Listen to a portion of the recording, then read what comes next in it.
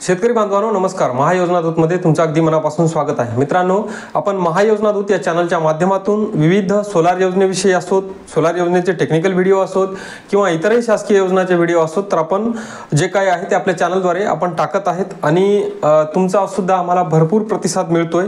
त्यामुळे त्याबद्दल सर्वांचे आभार व्यक्त करतो. आणि आपले जे काही सबस्क्रायबर वाढवण्यासाठी तुम्ही मदत करा, चॅनलला सबस्क्राईब करा. आज एका महत्त्वाच्या विषयावर जे आहे ते आपण चर्चा करणार आहे. आज मी सहजच एक चॅनलवर क्विज टाकली होती. त्यामध्ये विचारलं होतं की जे आपल्याकडे लागलेले सोलार पॅनल आहेत, सोलार प्लांट आहेत, त्यापासून आपल्याला काही धोका आहे का, शॉक वगैरे लागू शकतो का.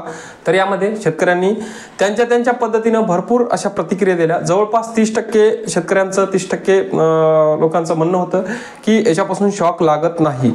कोणाचं म्हणणं आहे, 10 ते 20% जणांचं म्हणणं आहे की याच्यापासून शॉक लागतो पण काही धोका नाही. आणि जवळपास म्हणजे 50% शेतकरी बांधवाचं म्हणणं आहे की शॉक लागतो. पण याची जे काय आहे ते डिटेल माहिती जी आहे त्याच्या व्हिडिओमधून आपण जाणून घेणार आहोत. हे तुमच्यासाठी धोकादायक आहेत का, आहेत तर मग कोणता 3 HP, 5 HP, 7.5 HP कोणता प्लांट अत्यंत धोकादायक आहे आणि याच्यापासून काही जीवितहानी वगैरे होऊ शकते का. हे आपण मागे एक व्हिडिओ टाकला होता, परंतु आता शेतकरी बांधव आपल्या चॅनलवर जे काही आहे ते नव्यानं जोडले गेले आहे, त्यामुळे आपण हा पुन्हा व्हिडिओ त्यामध्ये टाकणार आहे. शक्यतो हा व्हिडिओ तुम्ही शेवटपर्यंत पाहण्याचा प्रयत्न करा, जेणेकरून तुम्हाला सुद्धा कळेल की तुमच्याकडे लागलेला जो सोलार प्लांट आहे तो तुमच्यासाठी धोकादायक आहे का. आणि यासाठी जर तुम्हाला काही याच्यावर काम करायचं असेल, याची हाताळणी करायचं असेल, तर याच्यासाठी काय खबरदारी घ्यायला हवी, आपण सर्व काही डिटेल माहिती याच्यामध्ये पाहणार आहोत. तर वेळ न लावता सरळ सांगतो की ज्यांना थोडक्यात ऐकून व्हिडिओवर सोडून जायचं आहे त्यांच्यासाठी सांगतो की हा जो लागलेला सोलार प्लांट आहे तुमच्याकडे, 3 HP असो, 5 HP असो, 7.5 HP असो, हा अत्यंत डेंजर आहे. याच्यापासून जीवितहानी होण्याची शक्यता आहे. जीवितहानी होतेच, शक्यता म्हणायचं कारणच नाही.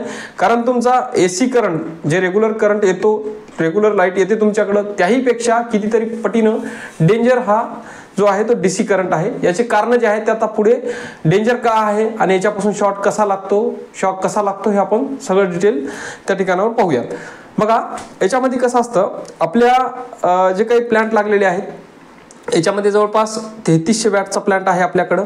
त्याच्यानंतर आपला जवळपास 4800 वॅटचा आहे आणि 6000 ते 7000 वॅटचा प्लांट आपल्याकडे लागलेला आहे. आता याच्यामध्ये काय असतं की व्होल्टेज, शॉक लागण्याचे कारण जे असतात ते व्होल्टेज असतं. आणि आता आपण बऱ्याचशा शेतकऱ्याचं म्हणणं असतं की बाबा सोलार पॅनलपासून DC हा करंट जनरेट होतो, DC पॉवर जनरेट होतं. आणि त्यांचं म्हणणं असतं की आपल्या घरामध्ये बॅटरी असते, DC बॅटरी असते, त्याला जर आपण हात लावला तर आपल्याला शॉक त्या ठिकाणी लागत नाही. परंतु मित्रांनो, याच्यामध्ये बघा, तुमचं एक पॅनल जे आहे ते 45 वोल्ट एवढं व्होल्टेज प्रोड्यूस करतं. काही पॅनलची क्षमता जी आहे ते जवळपास 48 वोल्ट पर्यंत व्होल्टेज प्रोड्यूस करण्याची त्या ठिकाणावर त्याची कॅपॅसिटी आहे. मग याच्यामध्ये काय होतं की मानवी शरीराला शॉक लागण्याकरता मिनिमम 45 ते 50 वोल्टच्या वर जर व्होल्टेज प्रोड्यूस होत असेल तर त्याच ठिकाणी आपल्याला नॉर्मल झटका लागू शकतो, म्हणजे त्या ठिकाणी जीवितहानी होण्याची शक्यता नाही.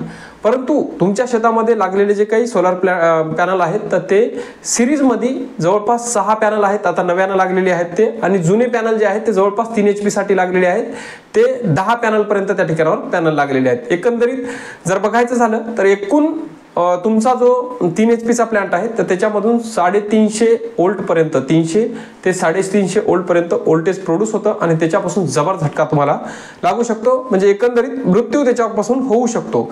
तर याच्यामध्ये कसं असतं, आता लोडवर जरी म्हटलं तर तुमच्या जे सोलर प्लेट आहे त्याच्यामध्ये 10%चा जे काही 5-10% तुमचं आहे ते व्होल्टेज घटतं, तरी सुद्धा त्या ठिकाणावर तुमचं 180 ते 200 वोल्ट पर्यंत व्होल्टेज त्याच्यामधून प्रोड्यूस होतं. त्यामुळं त्याच्यामधून तुम्हाला झटका लागतो. आता मानवी शरीरामध्ये कसं असतं की स्त्रियाच्या आणि पुरुषाच्या बाबतीमध्ये याच्यामध्ये वेगवेगळं आहे. जे काही पुरुषाच्या शरीरामध्ये काय असतं की रेजिस्टन्स हा जास्त असतो, म्हणजे ड्राय शरीर जर असेल तर त्याच्यामध्ये 1 लाखापर्यंत रेजिस्टन्स असू शकतो.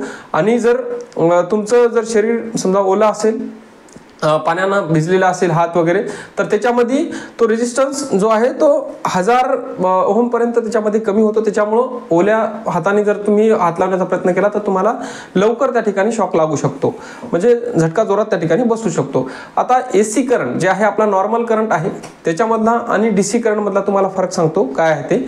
AC करंटला जर तुमचा धक्का लागला, झटका लागला तर तुम्हाला काय होतं की डायरेक्ट आपण झटका बसतो आणि बाजूला एखाद्या वेळेस आपण फेकल्या जातो आणि त्याच्यापासून म्हणजे जे काही सर्किट आहे त्यातून आपण दूर होतो.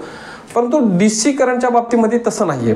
DC करंटच्या बाबतीमध्ये जर एकदा तुम्हाला जर त्या ठिकाणी तुमच्या पॅनलचा जर शॉक लागला तर डायरेक्ट तुमची न फेकता तुमची बॉडी डायरेक्ट फ्रीज केली जाते आणि डायरेक्ट त्या ठिकाणी जास्त जिथं तुमचा धक्का लागला त्या ठिकाणी जसं आपलं चुंबक चिपकतं त्याच पद्धतीने तुम्ही चिपकून बसणार आणि पूर्णपणे बॉडी डॅमेज होईपर्यंत ते त्या ठिकाणी अजिबात तुम्हाला सोडणार नाही. त्यामुळं जो AC करंट आहे त्यापेक्षा DC करंट तुमच्या सोलार पॅनल पासून जे जनरेट होणारा करंट आहे ते तुमच्यासाठी धोकादायक आहे, तुमच्यासाठी डेंजर आहे.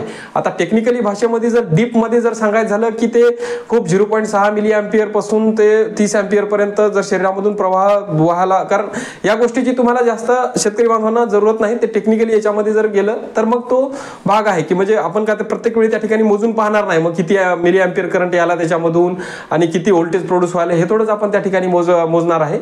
ते डिटेलमध्ये जाणून घ्यायचा असेल तरच तो भाग आहे. 0.6 अँपिअरच्या वर जर शरीरामधून 0.6 मिली अँपिअरच्या वर जर शरीरामधून करंट प्रवाहित होत असेल तर थोडाफार त्या ठिकाणी झटका लागू शकतो. हे आपण डीपमध्ये एखाद्या दिवशी आपण बघणार आहोत. परंतु तुर्तास तरी तुमच्या माहितीस्तव तुमच्याकडे जे लागलेले सोलार प्लांट आहेत, तुमच्याकडे लागलेले सोलार पॅनल आहेत ते अतिशय डेंजर आहेत आणि तुमच्यापेक्षा म्हणजे मानवी जे माणूस आहे, ह्युमन बॉडी जे आहे, जे आता पुरुष म्हणतो आपण, पुरुषामध्ये जे आहे ते त्याचं प्रमाण शॉक लागण्याचं थोडंफार कमी असू शकतं. म्हणजे 0.6 मिली अँपिअर ते 0.10 मिली अँपिअर पर्यंत तुम्हाला जाणवणार नाही. परंतु स्त्रिया आणि छोटे मुलं याच्या बाबतीमध्ये जे आहे ते 0.3 मिली अँपिअर पासून तुम्हाला शॉक त्या ठिकाणी लागू शकतो. त्या ठिकाणी तुमची जीवितहानी होण्याची शक्यता असते. त्यामुळं काही तुम्हाला काम करायचं असेल किंवा उघडे टर्मिनल असतील तर तुमच्याकडं इन्सुलेटेड साधन असल्याशिवाय त्या ठिकाणी तुम्ही काम करू नका. त्या ठिकाणी उघड्या हाताने त्या वायरला तुम्ही धरू नका. त्या ठिकाणावर तुम्हाला शॉक लागण्याची, धोका होण्याची शक्यता जास्त असते आणि धोका जास्त असते म्हणजे धोका होतोच त्या ठिकाणावर. त्यामुळे तुम्ही उघड्या हाताने बिना इन्सुलेटेड उपकरण, हातमोजे वगैरे वापरल्याशिवाय त्या ठिकाणी काम करू नका. आणि शक्यतो ज्या व्यक्तीला त्याची माहिती आहे त्याच व्यक्तीकडून तुम्ही त्याची हाताळणी करून घ्या, त्याच व्यक्तीकडून तुमचं काम करून घ्या. कारण भविष्यामध्ये होणारा धोका जो आहे, भविष्यामध्ये होणारे जे काही प्रॉब्लेम आहेत तर त्या ठिकाणी तुम्हाला येणार नाहीत.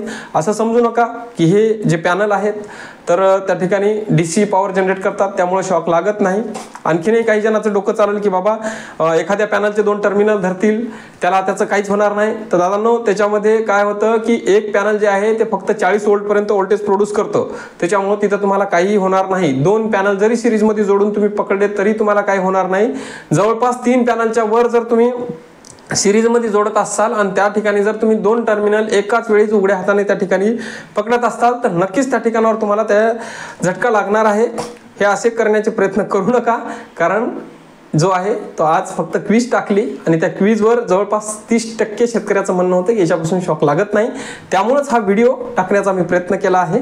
व्हिडिओ इतर शेतकरी बांधवांबरोबर शेअर करा जेणेकरून त्यांना सुद्धा माहिती होईल. कारण या जो लागलेला आपल्या शेतात सोलार प्लांट आहे 3 HP असो, 5 HP असो, 7.5 HP असो, या सर्वच प्लांट पासून तुम्हाला धोका आहे. असं म्हणू नका की कंट्रोलरच्या खाली ज्या वेळेस लाईन आली त्याच्यापासून आपल्याला धोका आहे. नाही, पॅनलच्या वर पासून, पूर्ण पॅनल पासून जे टर्मिनल आहेत तिथूनच तुम्हाला धोका आहे. कुठल्याही वायरला तुमचा जर उघड्या हाताने स्पर्श झाला तर त्या ठिकाणी तुम्हाला धोका होऊ शकतो. त्यामुळं त्याला हात लावताना काळजी घ्या आणि जे आहे ते योग्य त्या व्यक्तीकडूनच त्याचं काम करून घ्या. एवढंच आजच्या या व्हिडिओमधून जे आहे ते तुम्हाला माहिती द्यायची होती. व्हिडिओ आवडला असेल तर व्हिडिओला लाईक करा आणि ही माहिती इतर शेतकरी बांधवांबरोबर पोहोचवण्यासाठी मदत करा. इतर शेतकरी बांधवांना हा व्हिडिओ शेअर करा आणि चॅनलवर आणखीनही नवीन असाल तर चॅनलला सबस्क्राईब करा.